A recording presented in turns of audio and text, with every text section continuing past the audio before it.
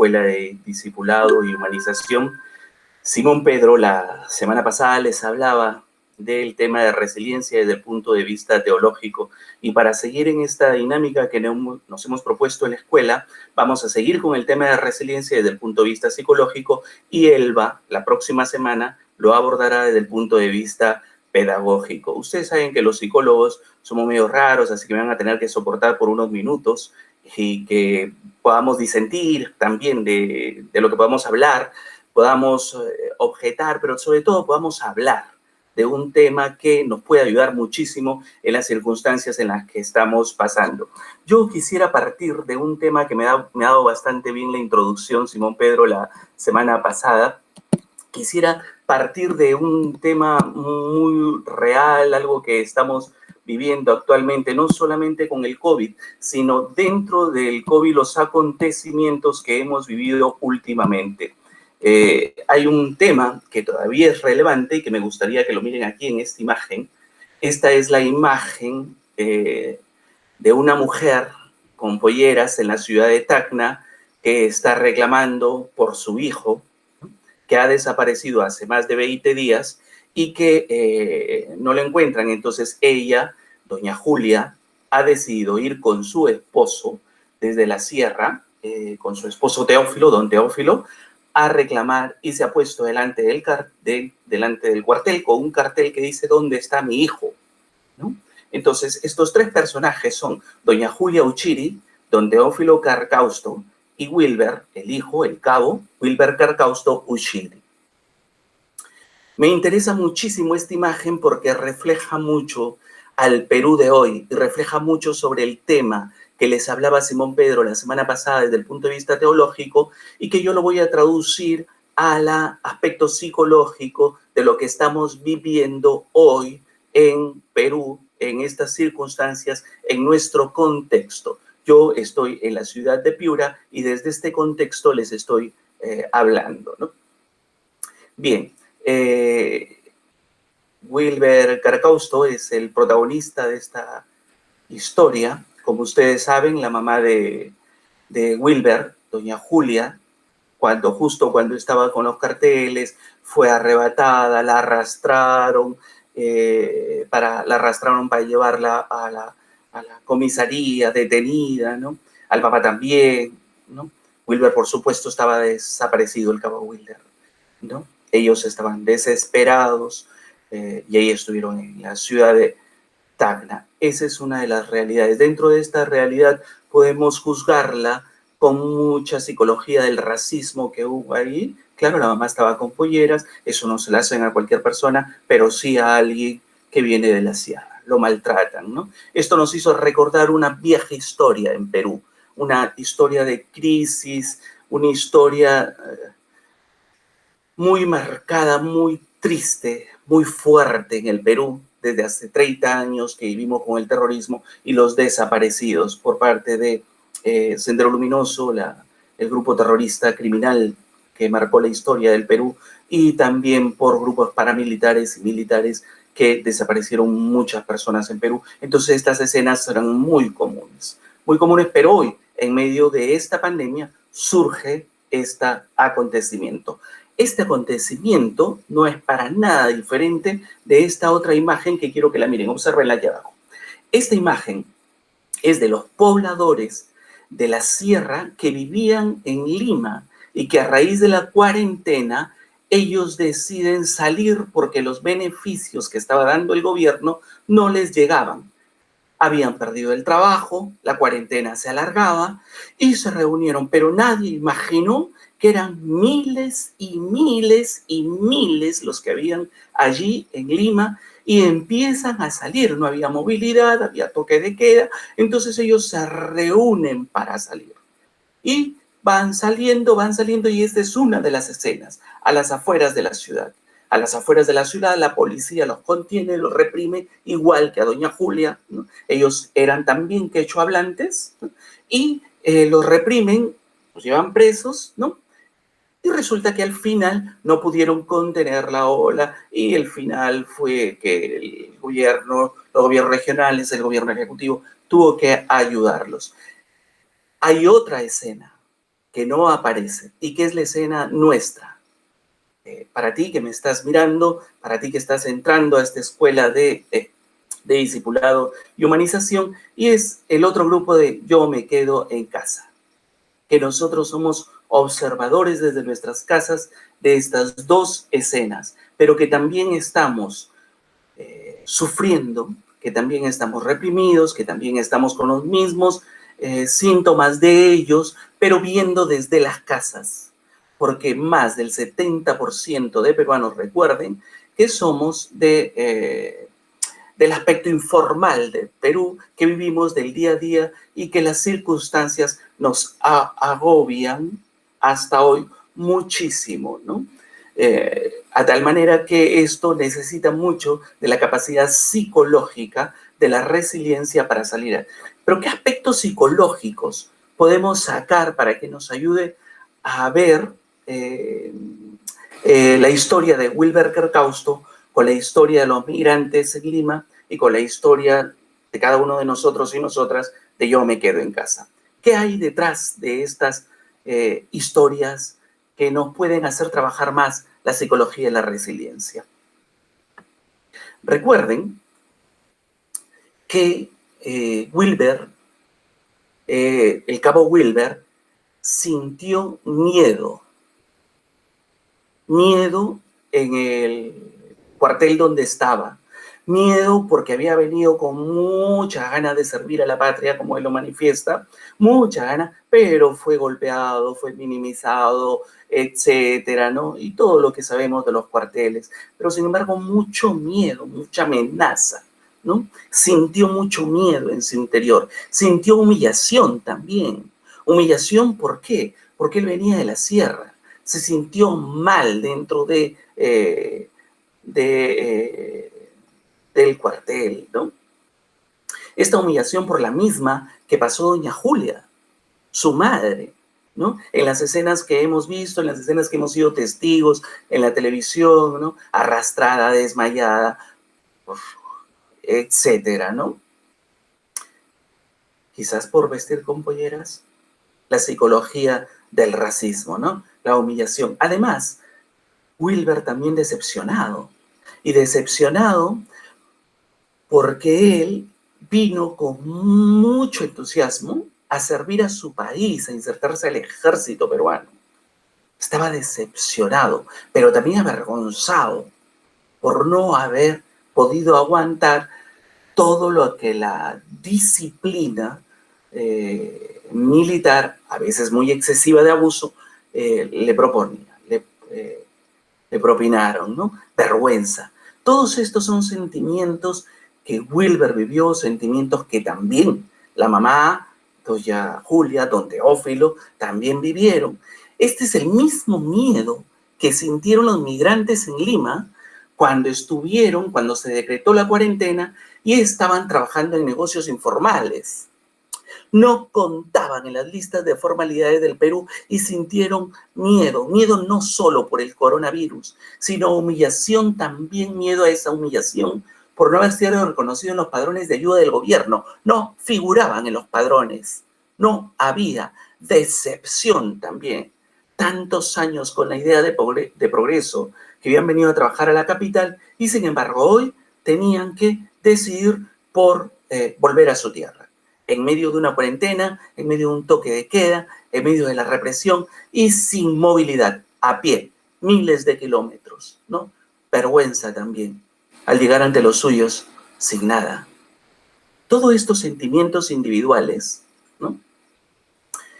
Ellos deciden, a través de estos sentimientos, deciden salir del lugar, salir de Lima, los migrantes. Wilber Kercausto sale del ejército a liberarse, con toda esta angustia que lo oprimía, ¿no? Con esta angustia interior, igual que los migrantes, igual que doña Julia, que don Teófilo, que bien salen de su tierra y vienen a la ciudad a enfrentarse a una muralla de hombres armados, ¿no? Salen. A esto nosotros, a esta situación individual, a esto que pasa dentro, que nos oprime y que decidimos salir, a esta capacidad de darnos cuenta y de volver a tomar el control dentro de nosotros mismos, lo llamamos locus de control interno. Es decir, el foco de control está dentro de mí. Puedo vencer estos sentimientos y decido salir de esta situación angustiante. Decido quedarme en la casa por una situación angustiante que hay. Decido salir de la casa aun cuando no tenemos miedo a un virus, pero nos organizamos quién hace las compras y quién las trae. Decido un locus de control interno, ¿no? Eso es lo que en psicología se llama control interno, un foco de control interno que depende de mí para cambiar las circunstancias.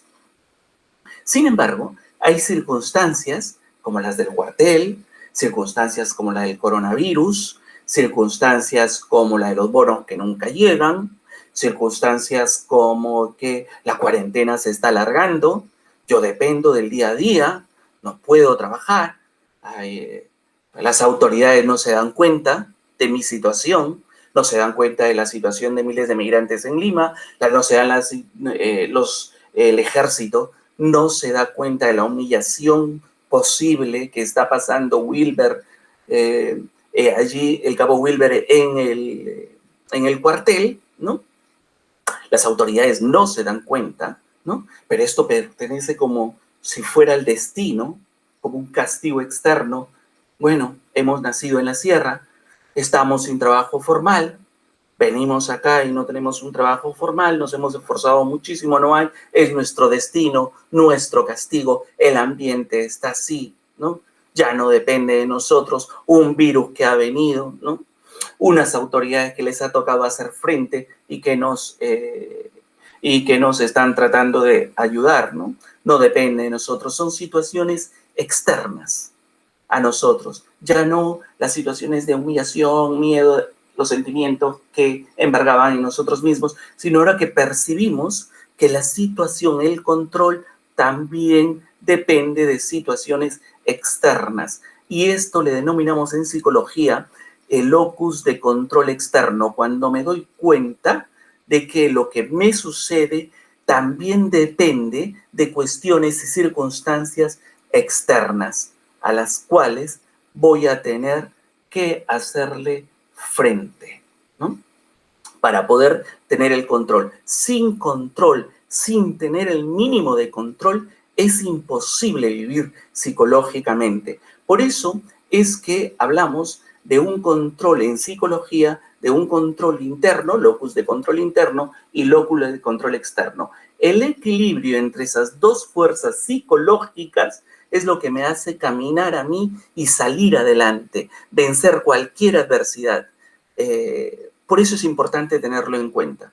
Cuando en psicología hablamos de control, de autocontrol, nos estamos refiriendo a esta percepción que cada uno de nosotros, cada uno de nosotras, tenemos de esta percepción de control interno, de las capacidades que yo tengo y de la percepción que yo tengo de lo que hay afuera y que también puedo de alguna manera controlar siguiendo las normas, siguiendo directrices, hablando con las autoridades, qué sé yo, cambiando el destino, etcétera, ¿no? Cuando me quedo callado ya todos los de la escuela me conocen que voy a decir alguna barbaridad, ¿no? Pero yo considero que hay que decirlas, ¿no? Y que también pueden ser fuente de debate. Cuando este locus de control interno, la percepción que yo tengo interna, es altamente manipulada, puede destruir a la persona. Es decir, me destruye cuando me decepcionan, cuando mi autoconcepto me lo humillan hasta el cansancio y no puedo, y me doy cuenta que por mucho que yo haga esfuerzos, no puedo salir, ¿no? Por ejemplo, cuando me remarcan que soy un humano pecador hasta por demás y que todo lo que yo diga, haga, mire, huela, escuche es pecado, me están humillando este locus de control interno y me están decepcionando de alguna experiencia mística o religiosa que Dios es amor, me lo decepcionan cuando me dicen que yo soy un pecador y por ser humano no sirvo para nada y lo único que sirvo es para estar arrodillado y pidiendo perdón a Dios. Esta humillación, esta vergüenza daña mi locus de control interno. Por lo tanto, me desequilibra y lo único que me queda es el locus de control externo, la percepción del control que está fuera y necesito negociar, ¿no? Igual las autoridades dañan este control interno. Cuando por una ley, por ejemplo, me culpan por una ley que es general para todos, pero hay circunstancias particulares en las que pueden, para eso son los juicios, en las que pueden dar razón de haber transgredido una ley, pero sin embargo, haga lo que haga, igualito me van a castigar, ¿no? Eso también repercute mi locus de control interno.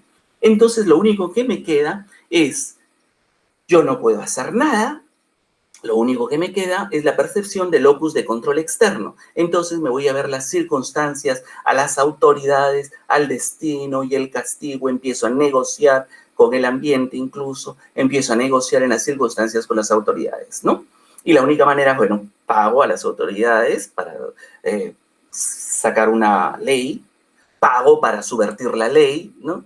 Y es mi manera de controlar la percepción del control externo que yo pueda tener para poder sobrevivir. Negocio con Dios, le saco la vuelta, ¿no? Me confieso todos los días, comulgo, también es una parte de negociar y que también pertenece a una mente delincuente. Igualita exactamente cuando yo pago a una autoridad para negociar. ¿Se dan cuenta? Se desequilibra totalmente el control interno y externo, porque todo lo pongo en el locus de control externo. Pienso yo que todo lo puedo cambiar de esa manera, del control externo. El interno no importa para nada, ¿no? Este desequilibrio genera muchas patologías con las cuales hay que luchar para salir adelante. Pienso que esta experiencia en la que nos está dando, por ejemplo, doña Julia, la mamá de Wilber, ¿no? Vence este control interno, yo puedo, yo voy a la ciudad con mi esposo Teófilo y voy y me paro frente a al cuartel con mi cartelito y que diga, ¿dónde está mi hijo? ¿Dónde está Wilber? ¿No? Aunque me apaleen, aunque nos apaleen, ahí estoy, ¿no?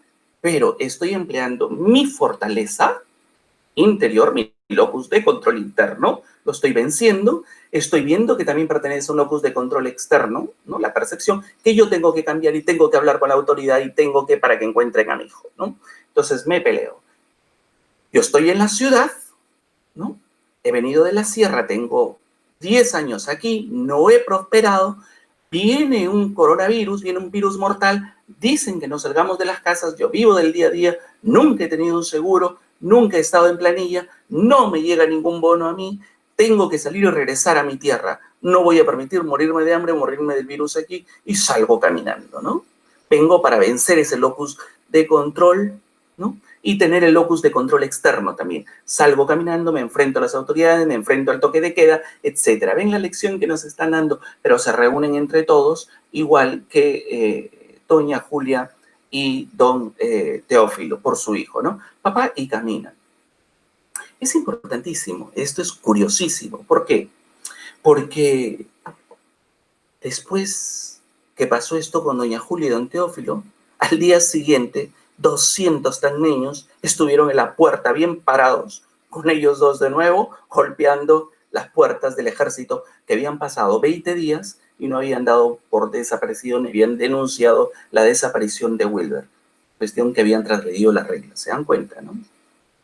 Bien, por eso es un equilibrio de control interno y externo y estas historias nos llevan y nos ayudan a visualizar mejor estas dinámicas psicológicas, ¿no? Pero veíamos algo más, porque esto no es lo único en psicología para tratar el tema de resiliencia y que tiene que ver con nuestras motivaciones. Cuando hablo de motivaciones en psicología, hablo de dos tipos de motivaciones. Una motivación reactiva, que es la que tuvo Wilber, me están maltratando en este ejército, yo salgo volando, ¿no?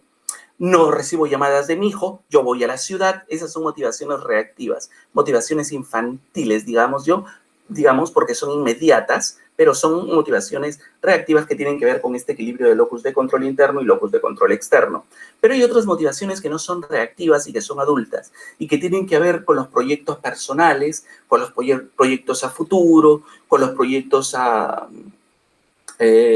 largo plazo que tenemos todos y todas, que también se construye en este equilibrio de locus de control interno y locus de control externo, que tiene que ver con la resiliencia.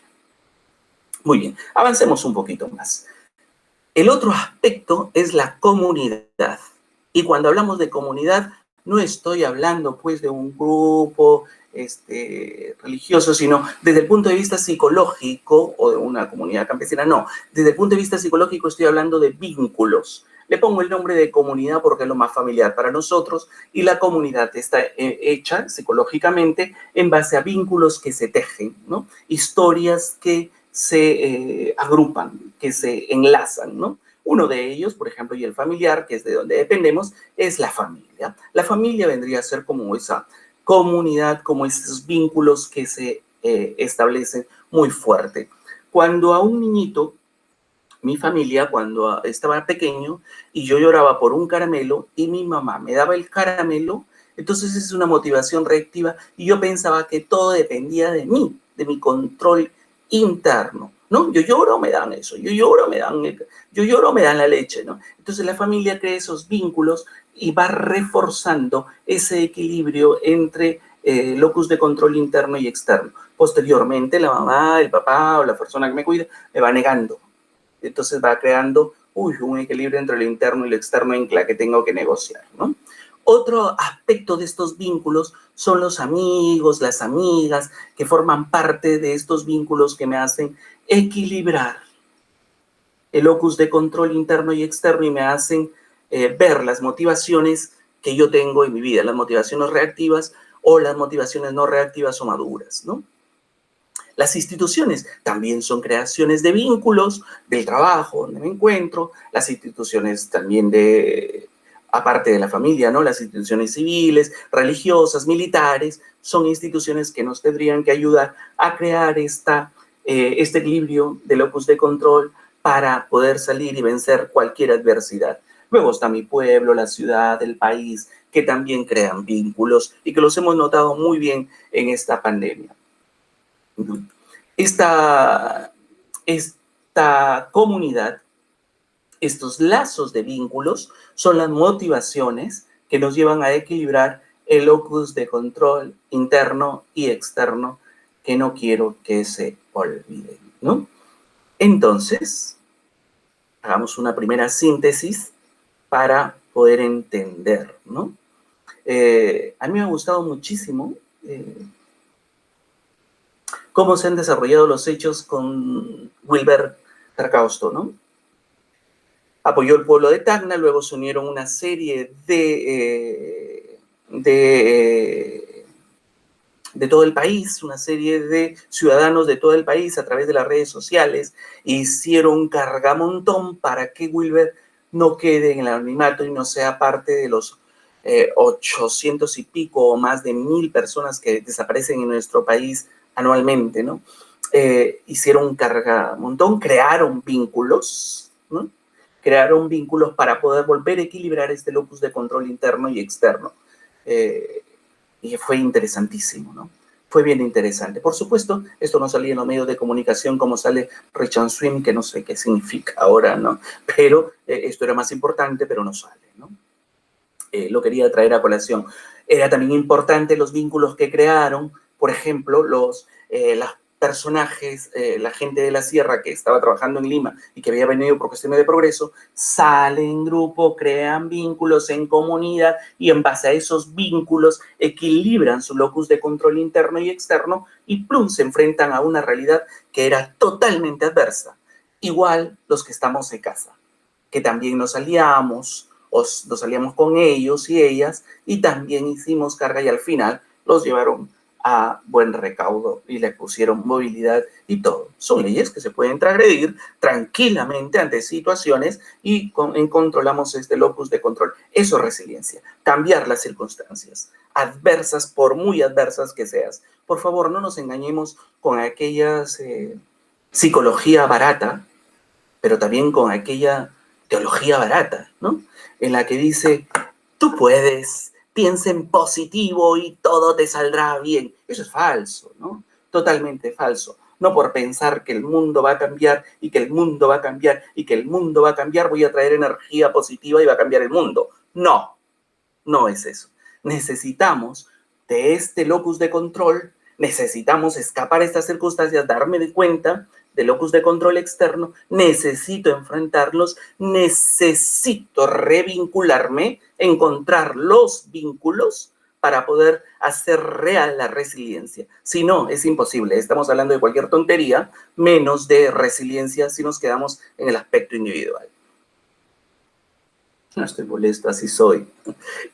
Bien, entonces estamos hablando de dos aspectos. Control más comunidad, y hay un aspecto más que nos falta para poder completar esta fase de la psicología de la resiliencia. Y esa otra parte, vamos inmediatamente, y esa otra parte es el compromiso. Y cuando hablo de compromiso, no hablo de un acta que hay que firmar, de un contrato que tenemos que firmar. Eso dejémoselo a los abogados o al gobierno o a cualquier compromiso que hagamos y que querramos hacer. Cuando hablo de compromiso en psicología, cuando hablamos de compromiso, hablamos de la capacidad que tenemos cada uno de nosotros, cada una de nosotras, de decidir cognitivamente, de tomar decisiones. Y esto tiene unas características psicológicas bien peculiares, ¿no? Este compromiso, que es la capacidad de decidir, tiene características como la constancia, como el ejercicio diario, ser constante, es decir, imagínense, si doña Julia, la mamá de Wilber, se hubiera ido, tal luego la policía la hubiera amenazado y se hubiera regresado a la sierra esperando alguna noticia de su hijo. No, constancia. Volvió al día siguiente y se le unieron 200 personas más y se le unió toda la red por internet, todos los que se quedaban en las casas, nos unimos a través de ellos para hacer una voz en común. Constancia, ¿no? Esa es la decisión, por eso es una decisión. Implica una psicología de la constancia, de la perseverancia, ¿no? A veces me da miedo hablar de perseverancia y me da muchísimo miedo porque son términos tan prostituidos por la religión que se han vuelto realmente espantosos, ¿no? No se puede perseverar en cuestiones adversas cuando tu locus de control está totalmente destruido y no tienes ni formar comunidad, sino aislarte. Eso no es constancia, eso es patología, ¿no? Cuando hablo de constancia es de perseverar junto con lo que yo sé que puedo hacer, lo que he visto que puedo cambiar afuera y que puedo negociar, y los vínculos que he creado con quienes me he reunido y que podemos hacer juntos algo y que yo puedo aportar allí desde mí. Seguridad, cuando tengo la sensación de seguridad, es que mi decisión está bien tomada, ¿no? Cuando esta decisión en la constancia que la vengo haciendo me da tranquilidad, o sea, me da la intuición de que puedo lograr aquellas motivaciones a largo plazo, esa es la tranquilidad, ¿no? La tranquilidad no quiere decir que no voy a encontrar dificultades, al contrario, que esas dificultades van a haber y que si es posible voy a dar la vida, ¿no? Pero voy a lograr el objetivo que nos hemos trazado. Eso es lo importante de la resiliencia, ¿no? Y me encuentro totalmente relajado a pesar de que me queden días de vida. Es lo importante. Compromiso en psicología se denomina la capacidad cognitiva de decidir, ¿no? Pero también tiene otro componente psicológico que se llama cambiar el paradigma. El compromiso me lleva a cambiar el paradigma, mi modo de pensar, que ya no está en lo individual, sino en la reciprocidad, es decir, en el intercambio del uno con el otro, en el intercambio del extraño. Aquí en este paradigma, por ejemplo, es imposible hablar de racismo, ¿no? Mientras haya racismo, no estamos hablando de un paradigma de la reciprocidad y por lo tanto será bien difícil hablar de resiliencia, ¿no? A veces como lo hemos notado estos días, a veces que creíamos que estaba superado en Perú el racismo y lo hemos tenido hasta el tuétano, bien dentro de nosotros, ¿no? Estas características psicológicas son la mutualidad, ¿no? Yo te doy un beso, tú me das un beso, nos saludamos, esta mutualidad que estamos haciendo de conversar, de que tú me dejes tus apreciaciones durante el tiempo que no esté aquí, en este video, después me dejarás tus apreciaciones. Esa es la capacidad psicológica de mutualidad, el disentir, el discutir, venga, ¿no? La empatía, el ponerme en los zapatos del otro, ¿no? Esa es otra capacidad psicológica que me lleva a cambiar el paradigma de la me lleva a cultivar el paradigma de la reciprocidad, ¿no? El dar y recibir, el estar llano para dar y para recibir. Y yo lo fastidio a mis amigos, ¿no? Ya cuando esté dando el silbato final al estilo Titanic, allí me pueden ayudar en esta pandemia, ¿no? Que me he quedado sin trabajo y sin nada, mentira, ¿no? Pero esa capacidad de dar y recibir es muy importante, ¿no? Por eso les decía que a veces la tecnología nos juega una mala pasada, pero aquí estamos. Aquí estamos, de nuevo. Bien, se volvió a entender, ¿no? La motivación, bueno, dar y recibir. También hay otro aspecto psicológico que es muy importante, la motivación no reactiva, es decir, cuando soy capaz de permanecer como en conciencia para los proyectos de largo plazo, ¿no? Y estamos juntos y juntas poniendo cada uno de nuestros aportes personales para luchar y lograr algo, ¿no? Otro aspecto psicológico y el final, para que no se me aburran, en las relaciones de trascendencia. Cuando hablo de trascendencia no estoy hablando de los santos, ni de la legión de santos en nuestra religión, ¿no? Ni estoy hablando de una nueva propuesta espiritual, ni de una nueva propuesta religiosa. Ya con la propuesta que tengo de vivir una espiritualidad tan libre en la escuela de discipulado y de Maús, además con mis amigos benedictinos, ya es suficiente. Y la verdad es que disfruto muchísimo. Bueno, pero estas relaciones no se trata de eso. Las relaciones de trascendencia es una capacidad psicológica, la trascendencia que tenemos para romper los límites que puedan estarme impidiendo desarrollarme más, ir más allá, para progresar, para autorrealizarme, ¿no? Es decir, si yo quiero ser, por ejemplo, astronauta, pues no me voy a ir a estudiar a Piura, no me voy a quedar a estudiar en Piura astronauta porque no hay. O tengo que pensar en aprender inglés, en aprender francés, en aprender idiomas para irme, mi objetivo es la NASA. Entonces tendré que ir por allá, ¿no? Ese es trascender, ver, ¿no? Romper el límite, ¿no? Romper el límite. Esa es capacidad psicológica de romper los límites, ¿no? Por eso es importante, ¿no?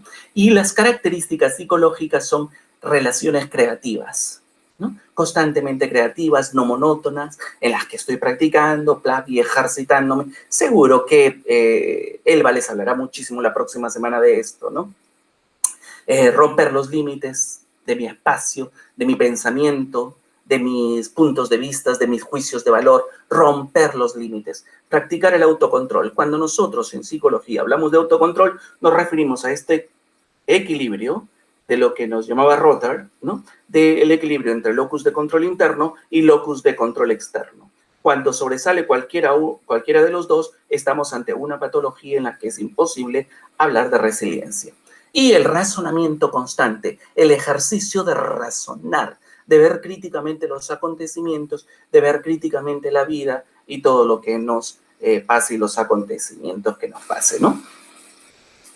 Hemos hablado de control, más comunidad, más compromiso. Las 3 C, no se olviden. Esto es lo que denominamos en psicología resiliencia. No se olviden, son las 3 C, ¿no?